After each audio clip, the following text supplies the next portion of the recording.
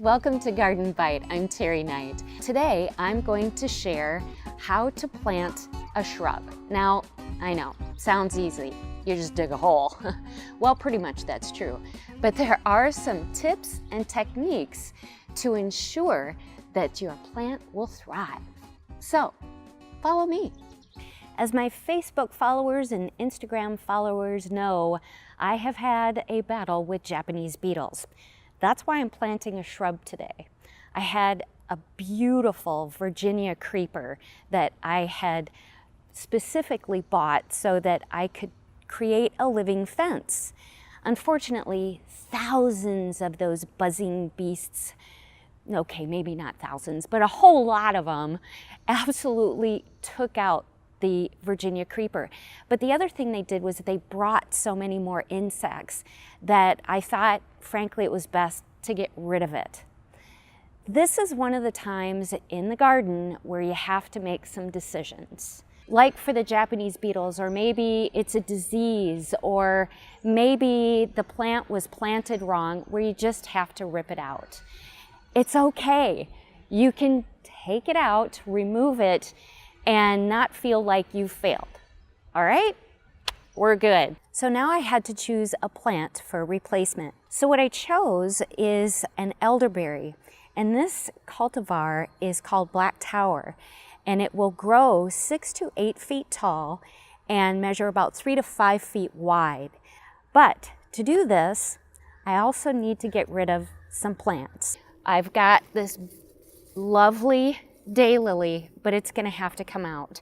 And because of the time of year it is, and because it is as tall as it is, I want to keep the plant healthy. And believe it or not, that means cutting it. And the reason I'm doing this, as I said, is that it really makes a difference in replanting. The plant will be much healthier. It will be able to survive the move much better because it will then put its energy into the plant, the roots, what it needs. Always use a garden fork when I'm going to dig out a plant that I really want to keep, okay? Garden forks make things a whole lot easier because what you're doing is allowing for the, here we go, allowing for the roots so that you don't hurt them as you bring the plant up out of the ground. And you can see it's plenty of roots. Now look at that. And that garden fork is just perfect for digging these plants out. And I'll put this aside. And unfortunately, I've got a couple more plants, some little ones that I will also have to move. And believe me, I will find some place in my garden to put them. So, all right, now with those plants out of the way, the most important thing is when you're planting a shrub in particular, or any perennial really, but a shrub or a tree, is to allow for the mature size of the plant. You know, you look at this now and think, oh, I can just stick it right up against that fence. Or, it'll be fine over here, or whatever. No, make sure you definitely go for the mature size. And now I need to take it out of its container.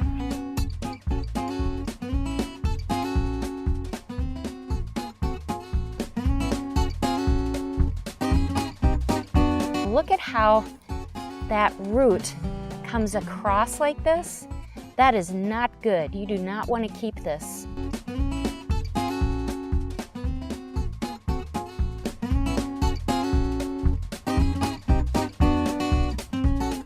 Let's dig that hole. When digging a hole, you really want to make sure that you dig it twice as wide as the plant itself, the dirt and all of that. What you don't want is to plant any deeper than it came in, okay? So here, let me show you real quick. So when you plant this, You want to plant it at soil level right here. If you plant it too deep, it's not going to get the oxygen it needs, which sounds weird, but yeah, they need oxygen too. All right, so this is about twice as wide. Yep, okay, we're good. Now, I'll pull out these as much as I need to. There we go. Oh, I love gardening. I really, really do. I'm gonna throw in just an all-purpose fertilizer. It gives it just a little extra boost when you first plant it. And, okay, get these roots down around. And what I'm gonna do with these, see how they're kind of moving around. I'm gonna put these out so that they're growing out or away from the plant, not scrunched up underneath, because again, you're going to wind up with girdling. And you can see that I am putting soil in underneath that. Again, making sure that the roots come out. Okay. I'm pushing that down in. Okay. Now I'm gonna give it a little drink right now. Get some rainwater. Give it a real good soak. So you kind of let that water get in, soak down, give it a little bit more. Then I would suggest putting down mulch. And I personally prefer wood mulch. I like natural.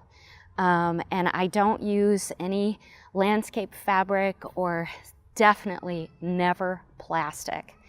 Okay, so there we go. Now, watering instructions. What I'm going to do is give this a reprieve for today.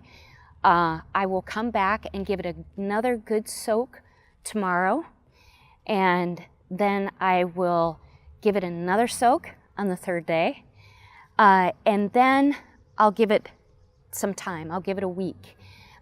You do want to make sure that new plantings, in particular of shrubs, get extra watering, a little bit of extra TLC, especially as we get into the hot months of summer. All right, so there we go. Now we're going to see exactly what happens, and hopefully this plant will not attract the bugs. In fact, I'm pretty sure it won't, because I've been letting it sit out here for a week and no Japanese beetles have been on it. Yes, score. If you like this video, if you want to follow me, I would appreciate it. Make a comment, share with your friends, and of course you can always follow me on Facebook, Twitter, Instagram, all that stuff. I'm Teri Knight. This is Garden Bites.